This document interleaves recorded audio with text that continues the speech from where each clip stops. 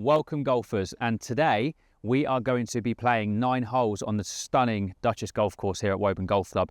And over these 9 holes, unfortunately you have to watch me play golf, but we are going to get ourselves into some situations where I'm going to start to talk you through some of the ideas that I would go through on the golf course regarding shot selection, club selection, course management. We're going to look at how we adapt to certain scenarios on different lies, different shots around the greens. All these things are going to come into play and being able to help you guys shoot lower scores. So, like I said, apologies, you've got to watch me play some golf, but hopefully there's going to be some really cool stuff in here for you guys to be able to improve your game. Right, first hole here, 434 yards, par 4. Quite a tight tee shot down here. I've got 3-wood off the tee. The reason I'm going 3-wood here is because at a certain point, about just over 220 yards, it's a big downslope. So it all kind of feeds into the same area. So I see more 3-wood here rather than hitting driver. Also, my miss is a little bit to the right. So long and right here on this hole is in the trees, and the fairway does slope a little bit left to right. So for me, 3-wood, going to try and aim more down the left-hand side, keep it in play there. There's no real wind off this tee today at the moment, so it's not going to affect anything, but let's see where we end up. I'm sure we're going to hear plenty of wood today.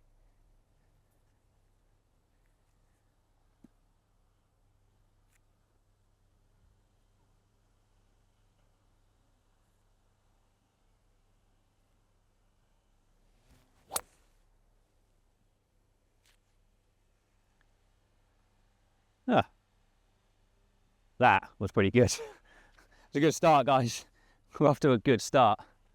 So as we're walking down to the golf ball, just something was coming into my head there, and I was just kind of going for what was I kind of feeling now on that first tee. And even though this is just, you know, doing this for a video for you guys, there's no real pressure on the tee shot. I'm not in a tournament or anything like that. I still felt that kind of like pressure to hit a good shot. And I thought this, you know, it's obviously going to be really relatable to everyone, that ultimately you're going to feel that pressure, the nervousness, regardless of what kind of level you're at, and because it's all relative to you, whether it's your club medal, whether it's a proper serious competition, or even just playing with your mates, bit of banter and things like that, you're going to feel that. But ultimately, all we can do, right, is that's not going to change. You're not going to get rid of that. You're not all of a sudden going to be non-human and not feel things. Is really be clear on what you're trying to do. So, what club you're trying to hit, where you're trying to hit it, what shot you're trying to see here. Those things will really help you then get to more of a committed golf swing. And then ultimately, once you've done that, all you can do is make a committed swing from there. And then if you hit a bad shot, you hit a bad shot, right? You start to move on. And as we go through this round, we'll be able to start to address those situations as they come, because I'm sure I'm going to hit some bad stuff today where we're going to be able to look at that and how I can help you guys overcome. But just thinking there from a first tee point of view, you're never going to get rid of pressure. You're never going to get rid of the nerves. All you can do is make a really committed swing on the decision you've just made. Right, 160 to the pin, plays a couple of yards uphill, so we're looking like 162 to 165 kind of here. Now, yeah, a couple of weeks ago or last week I actually did my yardages, and you'll see that in the last video I posted of how you can practice that yourselves. But I actually redid my yardages, and everything at the moment is a little bit shorter than what I would call my optimal. So I'm going to trust these yardages. Now, I would typically hit on that number and like a nice easy 7-iron, but based on right now what's going on, that to me when I did that test was actually saying my 6-iron. So I'm going to trust that. I'm going to hit 6-iron here. It's quite a shallow green, so distance control is quite important. However, I'd also rather be slightly long on this pin than short, because it's obviously that huge slope there, right, which obviously you can see.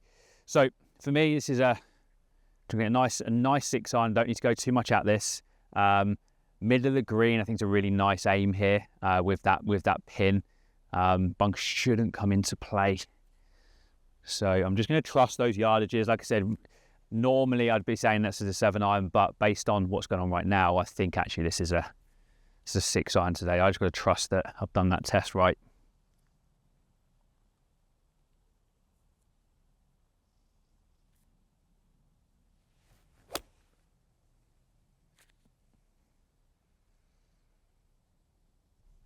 Yep, it's about right.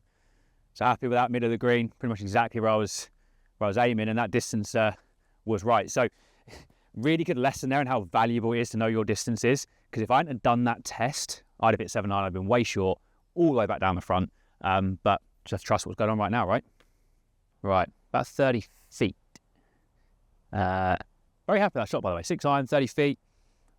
More than happy with that. I think I'll find the statistic on that from sort of like that distance, what the average on the tour is, and I will kind of have a look at that later in the video. But expectations can be a huge thing in how you manage a game, right? I see so many golfers from that sort of distance hit it to here and get really pissed off, really frustrated what they've done, and really being able to manage that and understand what a good shot actually is really kind of shapes what goes on from there.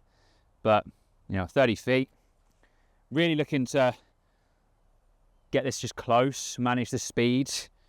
I think my job becomes just not to 3-putt here, and rather than necessarily hold it. If I hold it, I've hit an incredible putt.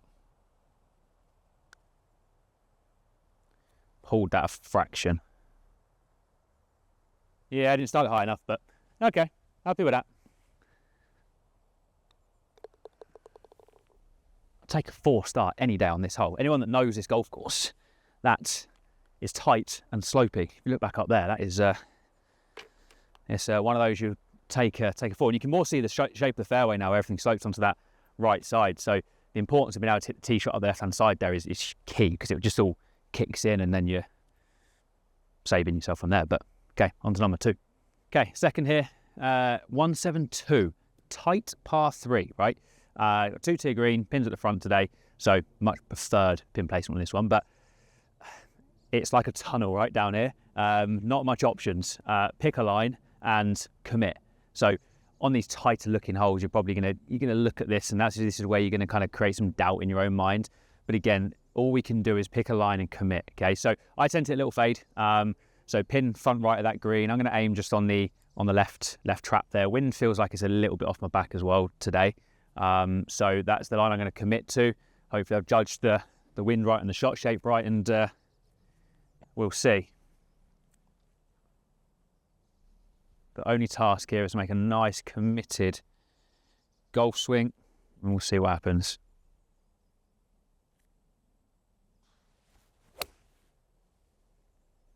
I started a bit too straight. Yeah, wind's going to get that. Trap, I think. Yeah, just started a bit too straight. Didn't start left enough, but bunker shot, and so we can do. Okay, so not the most ideal leave here. Obviously a bit short-sided to this pin, but I've got a good lie. So no issues here with the lie. And really priority here, right, is to give myself a chance of a putt for a 3. So I'm just looking to get this in around sort of inside 10 feet just to give myself a chance. I do not want to get too cute and leave this in the sand and start racking up numbers. I've got a little bit of a backstop behind the pin there for the second tier, so there's a bit of help. But I'm going to open the club face here, make sure I give myself plenty of speed. And really all I like to feel in bunkers is I'm going to keep the club skipping across the top of the surface, not driving that club too much under the sand, taking too much sand. So I open the face, give myself plenty of loft, gives me access to a bit of speed then. And then, yeah, like I said, just my feel here is to skip it off the top. Let's just see if I can give myself a chance of making 3.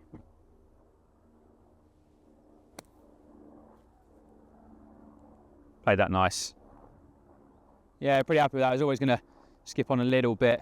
So I've given myself a chance for 3. That for me is a priority here that everyone should be looking at, not trying to get too cute. Let's see if we can make 3 this way. All right. I think this is a bit of a right edge putt. Just outside right. Come on, this would be a lovely par save.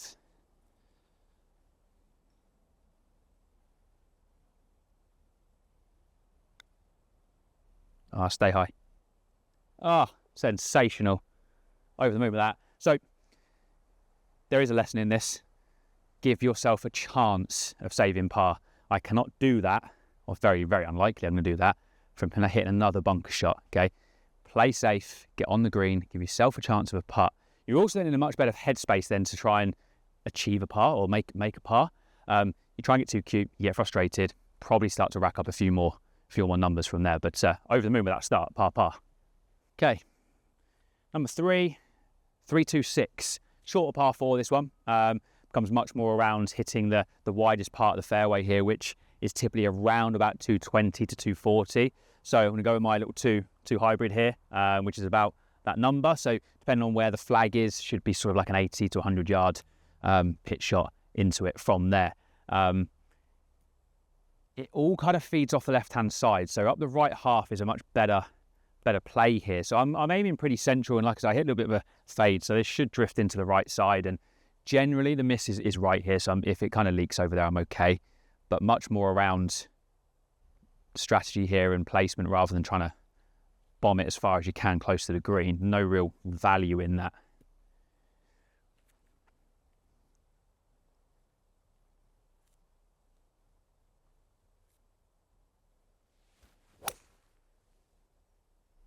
Just hasn't cut. Stayed up the left half. Left side of the fairway. Probably going to be chipping sideways from there, but those didn't quite cut. Missed it, not in the ideal place, but we'll see what we can do. So got a little bit of a unfortunate kick deeper into the trees here, so not much we can do. But really just need to give myself the chance of being able to get on the green with a third shot.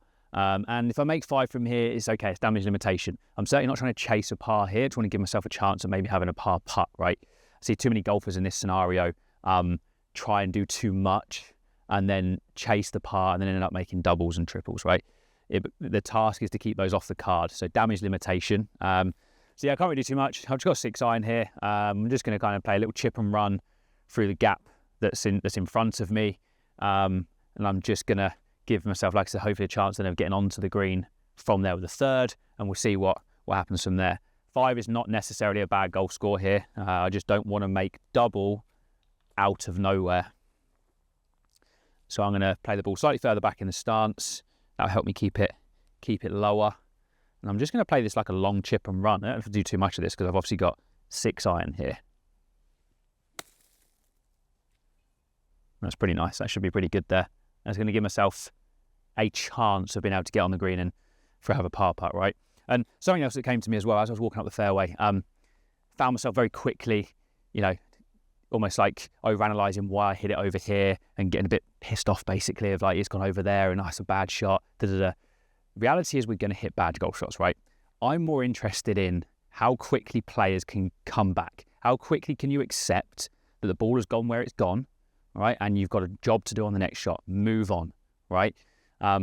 Too many players dwell on it, get to this, by the time they've got to this next shot, they're still angry, they're still annoyed, they're then frustrated, the decision making goes out the window completely from there because now they're trying to chase the 4 rather than just accepting that's where it's gone. Okay, well, what can I do here? Let's give myself a chance to make 4, and actually 5 is a pretty good golf score here. Making bogeys is not the worst thing, right? Carding triples and so on is the stuff that really hurts people's cards. So I've got to think about that. How quickly can you come back? Stop trying to chase par when you're in trouble. Give yourself a chance of it and look at it more of how do I keep the doubles and triples off the card. Okay, good chip out, 50 yards. So got a chance of being able to get up and down here, see if we can hit a good pitch shot. A little bit of a tighter lie, so just got to ensure ball first contact here. I don't want it to bounce off. And on tight lies, all you're looking to do is make sure you get, clean ball first contact. So I'm just going to nudge the ball a fraction back in the stance to do that. I've got my 56 degree here, so I've got plenty of loft on the club. I don't need to do anything special to try and stop it, but ball's going to go a little back to get better contact for me. And let's see if we can give ourselves a chance of a par. Sit. Oh, just right on the back. Good contact though. More than happy with that. I've got a chance now to see if we can, make 4. Outside chance, but still damage limitation here. And see if we can hit a nice putt.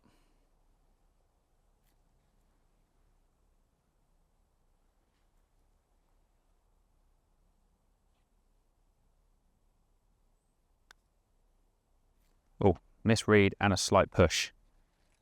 Bad combination. Okay, give myself a little bit to do here. That is not the way to do that. This is the one that your mates definitely don't give you, isn't it? The ones you don't practice enough.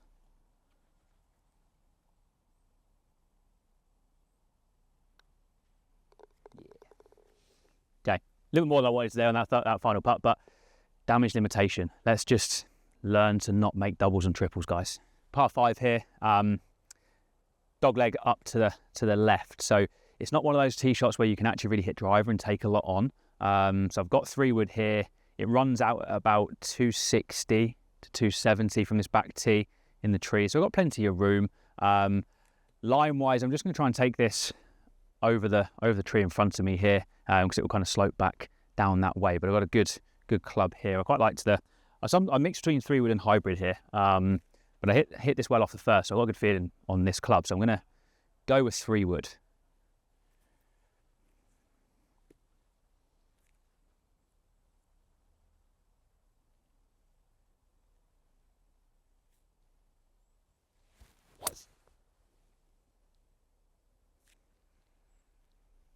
Down the right side.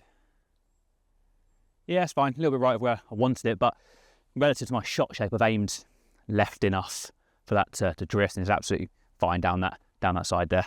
Okay, still got 250 to go here. It's worked out all right. Got a decent lie here in the rough. I'm not going to go for it here because I've got too much to do in terms of working the ball left to right and with the trees around.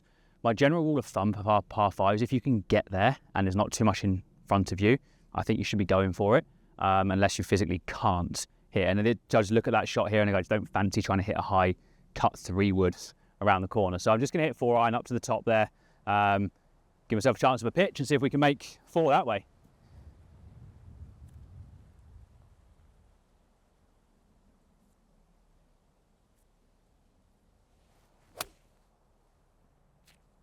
Yeah, a really good golf shot there. Good. Yeah, that's nice. I should be in a pretty good place to give myself a chance before. So it's left myself 65 yards. Nice, pretty much straight into the pin here. Nothing really in the way. So I've got my 56. I'm just gonna feel what will feel like to me like a 3/4 kind of shot here with 56. I'm gonna go dead at the pin and just try and see if we can knock it as close as possible. Give yourself a chance for 4.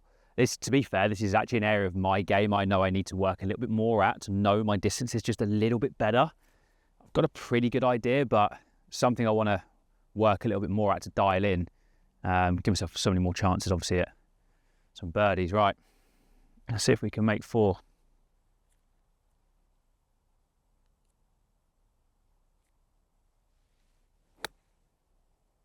Go a little bit, don't think I hit it hard enough. Oh, it's all right, actually. Okay, 10, 12 feet, we've got a chance. We've got a chance. Okay, so yeah, about 10, 12 feet. It's a chance, an outside one, but it's a chance. I think this is just outside right.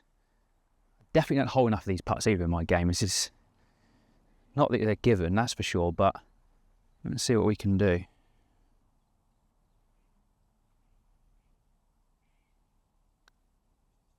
Stay up. Not enough speed. Good line, just not enough speed.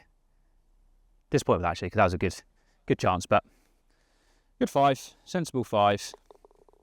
Number 5, 360. So another relatively short par 4, but another demanding one in terms of where you need to place this off the tee. You certainly can't overpower it. Anything beyond 250 and right is completely blocked out. So really down the left half here is quite important for this shot. So it demands quite a bit. This shot, again, and you can kind of see this golf course is much more about strategy rather than overpowering it. And got to pull myself together here in a good golf shot. I was actually a little bit annoyed with myself after that last putt. Hit a really good putt, just didn't commit to it. It was a bit there. So I'm going to just need to try and let that go and do what I can to give myself another chance and focus on this shot.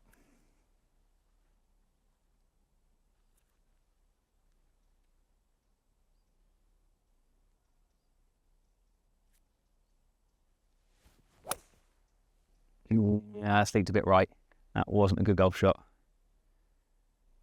Come on. You either get lucky or unlucky with these trees, so we'll find out in a minute, but going to be moving sideways, that one, I think. That was not the best swing. Okay, got a little bit lucky, it hung on. So little bit blocked out though, so you can see the importance of kind of like where you need to be more left. Little bit blocked out on this line, but I've got enough. I can see the pin here. 148. Need to move this a little bit left to right to stand a chance of getting it on the green. Lie's okay, so it's on the hard pan, but it's fine. Like, it's a good lie, this stuff. It's obviously just quite bare, but as long as we're, if our low point's in control, we're getting good contact, there's nothing to worry about on this bare stuff. Generally, you can get some good contacts off it. So I'm gonna, there's a green side bunk up the left there. I'm gonna aim on that. I'm gonna sort of aim the club face in and around there somewhere to start it at it, and then I'm gonna try and move it back towards green. And I've got 7 iron here, so I'm going up a couple of clubs, or at least one club, because I'm going to try and move it, and I'm going to hit a little bit of an easier shot just to get better contact. And I just feel, for me, that's the one. And something I do a lot of is kind of reduced swings, hitting clubs different distances. You've seen a previous video, I talked about how you guys can practice that, and it's a really important skill to have, being able to really move your clubs and change the distance. So you've got a variety of things you can do. So 7 iron here, like I said, aiming at the feet, going to be a bit left of the bunker, aiming the face at the bunker because that's where I want the ball to start, and then I'm going to work the club across my feet line to give it that bit of a cut. Remember, guys, the ball always starts where the face is pointing, so I need the club face left of my intended target here. It needs to be on my start line.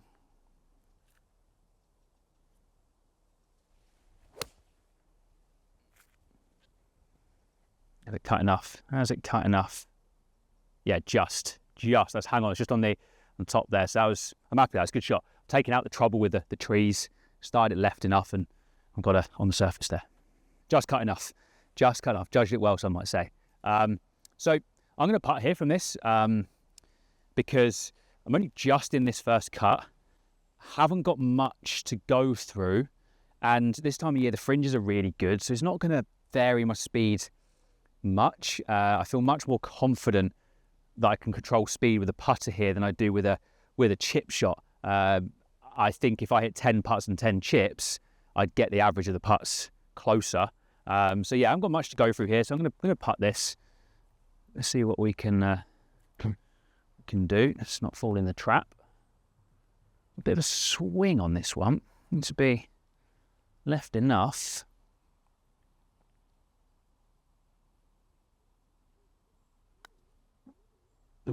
Get up the hill.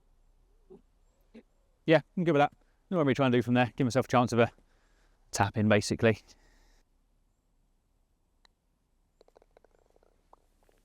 There we are. I'm a bit lucky off the tee, out of position, but damage, no damage done. On we go. Par 5 now on the 6th, so driver's in play here. A bit more of a more room on this tee shot, relatively straight down. So tightens up a little bit, but it opens up as you get a bit further down. So this is one where you can sort of open up your shoulders a little bit and hopefully give a chance of getting there in 2. It's 497, so reachable. Let's see if we can get a good drive away.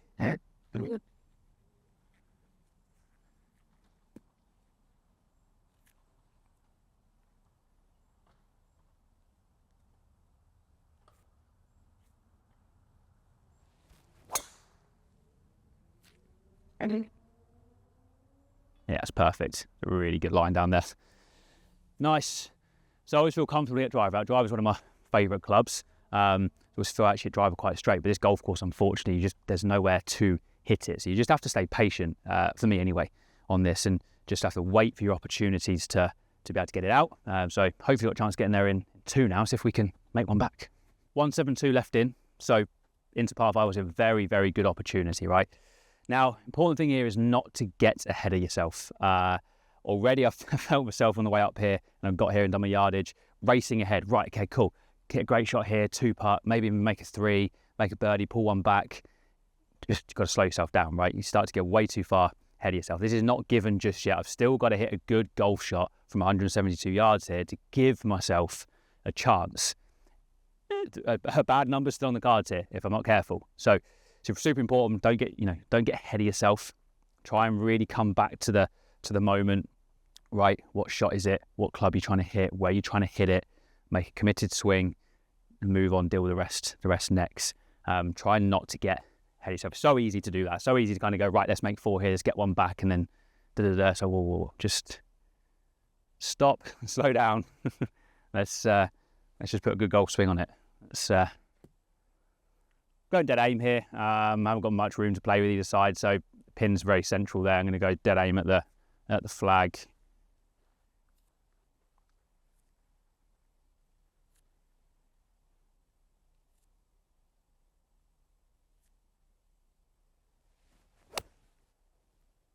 Leaked it a bit right again.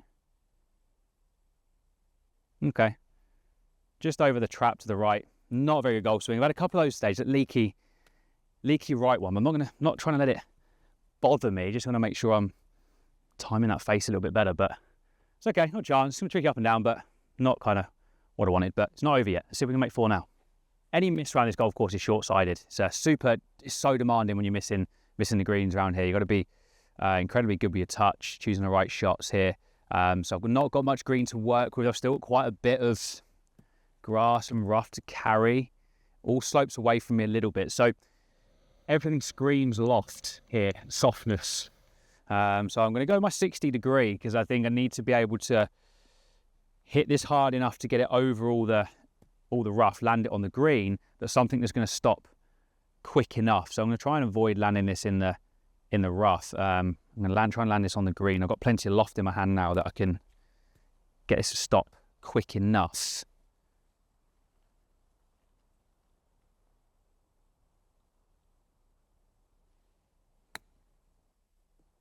Sit up. Yeah, very happy with that. So negated the conditions really well there. Looking at what's in front of me, how it's going to react, where do I want to land the golf ball? So I kind of decided I wanted to land it on the green and miss all the rough. Then that kind of gives me my club right. I know I need loft to stop it on that downslope. Anything less loft than this would have just run on. So once you start to look at what the lie is doing, where you want the golf ball to land, you then can start to get your club selection. And I needed loft to stop it there. So still got a chance before.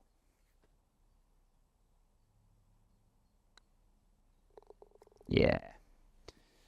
So, happy with that in the end. I would have been slightly frustrated if I'd have let a birdie slip there, especially with having, 170 into par 5. Of course, I'm going to expect myself to try and pick a shot back there, and I did.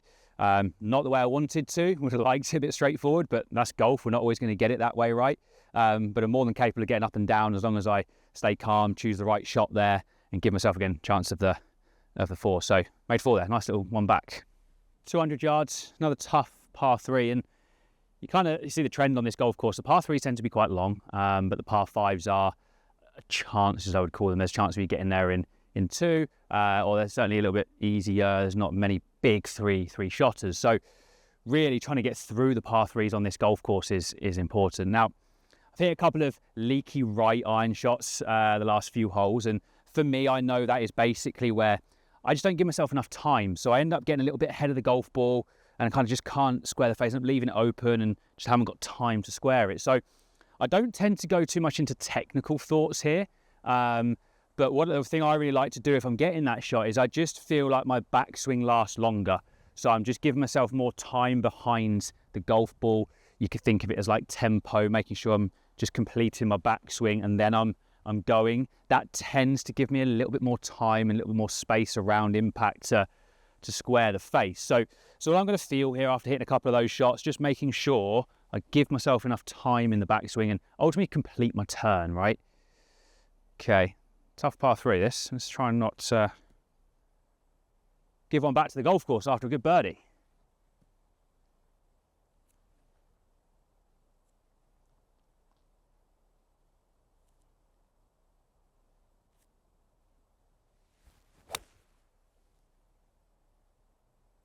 Much better golf swing. Go on, be good.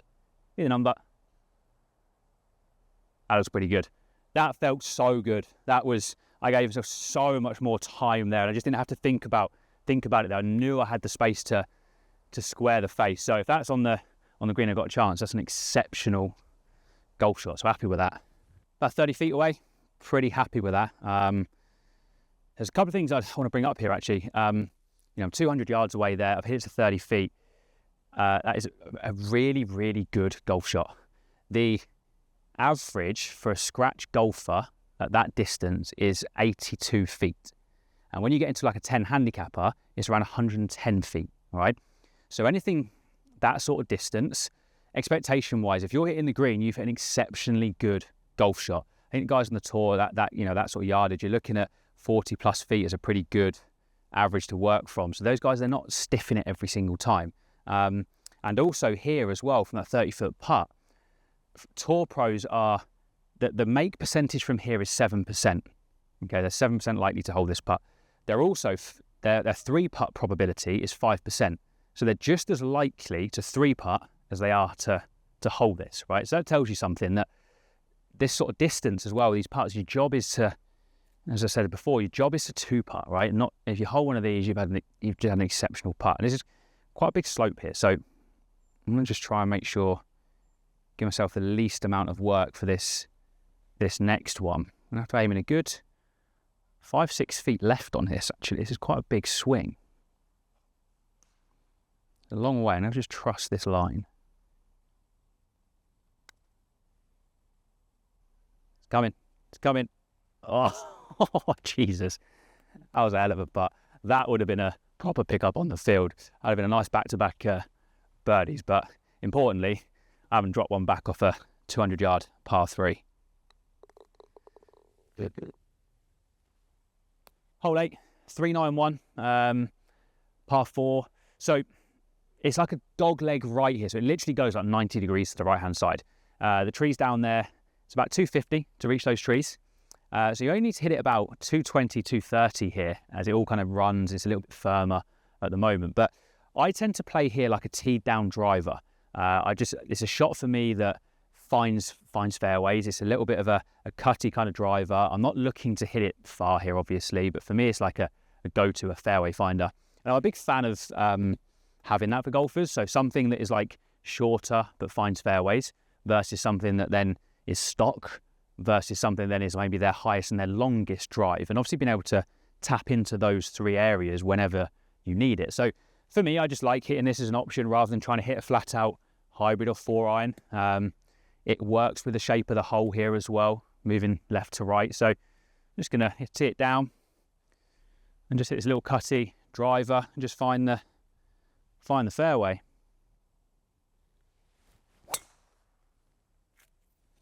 Yeah, that should work really well. It's just moving nicely with the hole. Yeah, this is relatively stress-free for me, that shot. Something I'll go to when I just need to find a fairway and I don't need to pump it up there, or when I'm hitting driver badly and it's a tight hole and I just don't like the look of it. That for me is right, just find a fairway, get on with the next one. Worked out nicely, that one. I actually thought I'd overcooked it a little bit, but it's actually all right. 142. Now, just realised something. I forgot, I haven't got my 8-iron in my bag. So this is bang on 8-iron distance, which is going to now test me and have to access some different skills. I'd have been a lovely little, nice, easy 8-iron into that back pin, but I'm actually going to go the other way. I'm going to go 7-iron rather than try and flat out hit a 9-iron. Reason being, pins at the back, it's a little bit of a 2-tier. So my task here for me now, I'm going to try and land this a little bit short, but then with the 7-iron, hopefully it has a bit of a bounce and it might just get up to the back tier. And I'm going to try and get it back there that way. So having to access some different skills here, which, is a nice challenge. I like doing this. I do this a lot. And something I advise all you guys to do is go out, for a few holes on your own, take half a set and learn how to hit different shots, different clubs, different distances. You're going to be forced into scenarios. So like here, I haven't got that club. But okay, is it a hard 9 or is it a softer 7? And just play around, drop some balls and see what comes of it, what you like doing. You'll find out some really interesting stuff by doing this. So I'm going to 142, probably needs to land about 135. And it should skip up. Doesn't quite get back there. It's not a bad golf shot, but tougher putt, obviously. Let's see.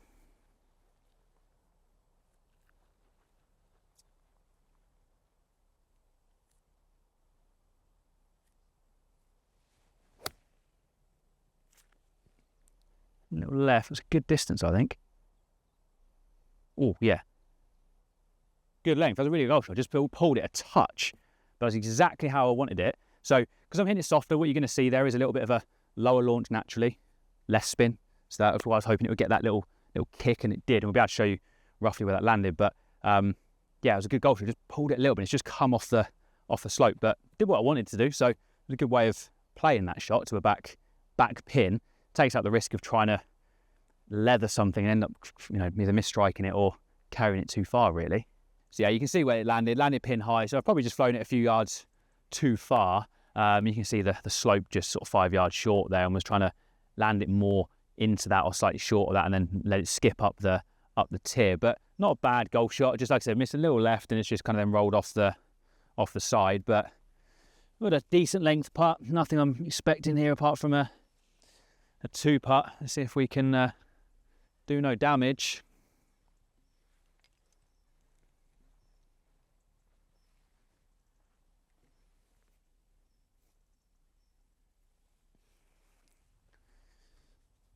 Another big swang on this one as well.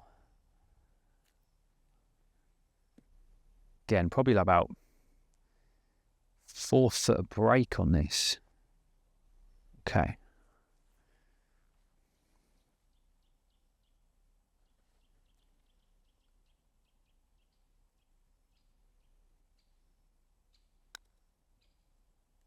Hit it where I wanted to. Just settle up. Ooh. Bit too much speed. Good line. It's right behind the hole. A little bit to do here. Okay, he's going to test me.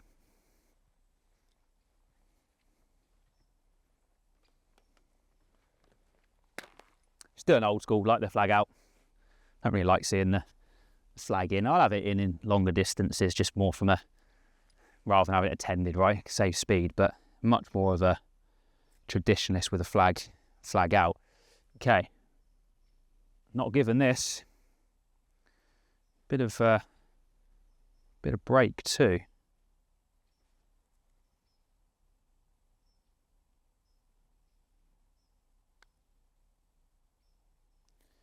What a terrible putt.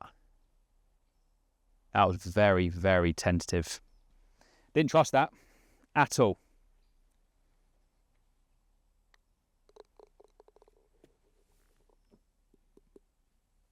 Oh well, just not good. Not a very committed putt, that one. Didn't trust the line. It broke a bit more than I thought as well. But oh well, okay. Let's see what we can do. You win some, you lose some, don't you? A poor 3-putt, but you're in that realms there of the percentage of 3-putts start to creep in. Obviously disappointed with it.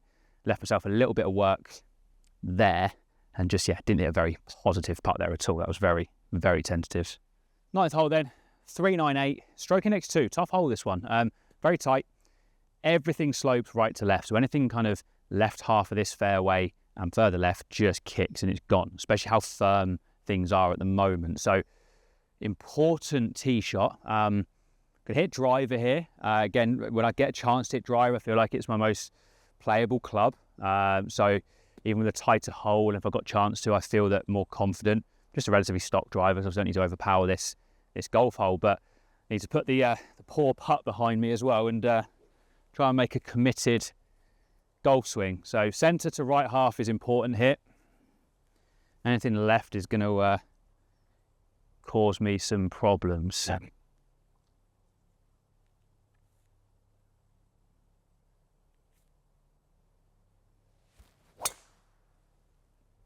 Yeah, I've hit a good tee shot there.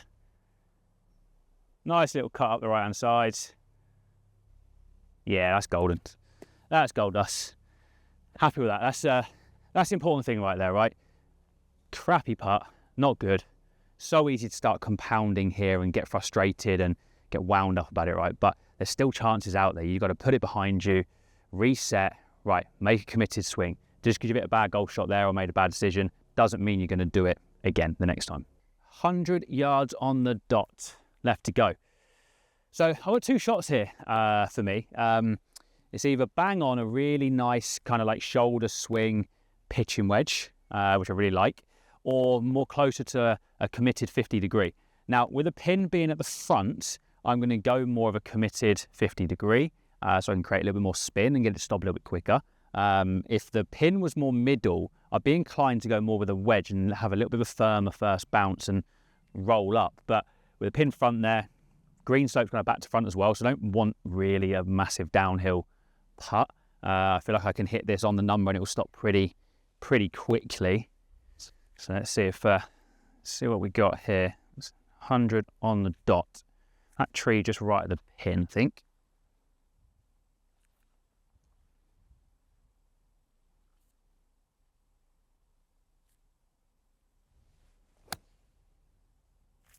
Made a good swing on that. Go on, be good. That looks pretty good. Can't quite see in the shallows, but that looks pretty good. Landed pretty much front of the green and stopped quite quick. So might have a sneaky chance there. Okay, so good shot there. So like I said, that 100-yard number is pretty good one for me. I like that 50 degree. Goes pretty well. So landed in front of the green there, stopped really quick. And if you guys are unsure of how far your wedges go, visit one of my previous videos, the 5 ways every golfer can get better, or things every golfer should be doing. I cover that in there, how you can design your own wedge charts, how you can practice that, and obviously how then that translates into the course, right? So knowing these yardages is so key because, as you see from the fairway, I had a decision to make. So is it going to be something that's going to land and stop, or do I need it to roll on, right? So let's see what we can do. So yeah, a huge part of the game that every golfer should do more of. So hopefully some things there for you. Right. Pretty straight putt. Very tentative on the last. Let's see if we can give a bit of a better stroke on this one.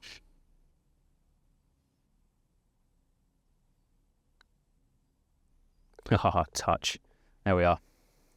Nice way to finish the 9 holes after a very disappointing 3 putts. Happy with that. It's a hell of a birdie. That was a great hole to birdie as well. Not many threes on there in my lifetime, so super chuffed with that one. All right, guys, thank you for watching, and hopefully there's some pieces in there that you can take into your own game then when you're out on the golf course next. Some things to think about in terms of shot selection, course management, how you might adapt to different lies and different scenarios. Quite pleased with that, actually. I think I knocked that round in a level par there for those 9 holes, so something I'm pretty happy with that, with where my game's at right now. But if there's anything in there that you really liked, please give us a like. Anything in there you've got any questions about or feel that you're going to take into your game, please give us a comment, and I'd really appreciate you guys subscribing to help grow the channel. Take care.